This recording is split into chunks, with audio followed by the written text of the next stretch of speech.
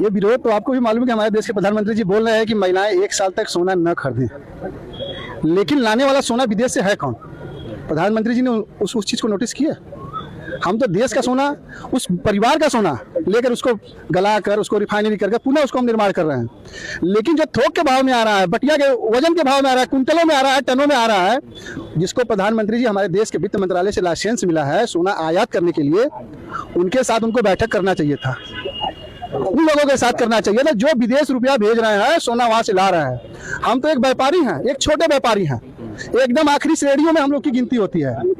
महिलाओं को मना कर रहे हैं खरीदने के लिए, लेकिन जो आयात कर रहा है उस पर हमारे देश के प्रधानमंत्री जी ने बोला किसी भी बाइट में, अरे ये भी हो सकता है कि 1 साल बाद सोना सस्ता हो सकता है, इसलिए बोला उन्होंने। 1 साल कोई देखा, एक दिन भी कोई देखा है माननीय पत्रकार बंधु?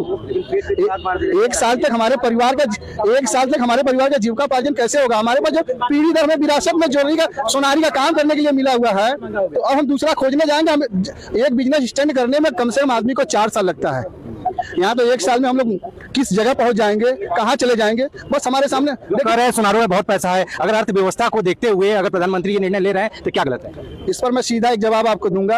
आप जिस बैंक में आपका खाता होगा उस बैंक में जाइएगा, बस पूछिएगा सोनारों पर कितना कितना लोन है, आपको इसका जवाब मिल जाएगा। इसका सीधा यही एक जवाब है।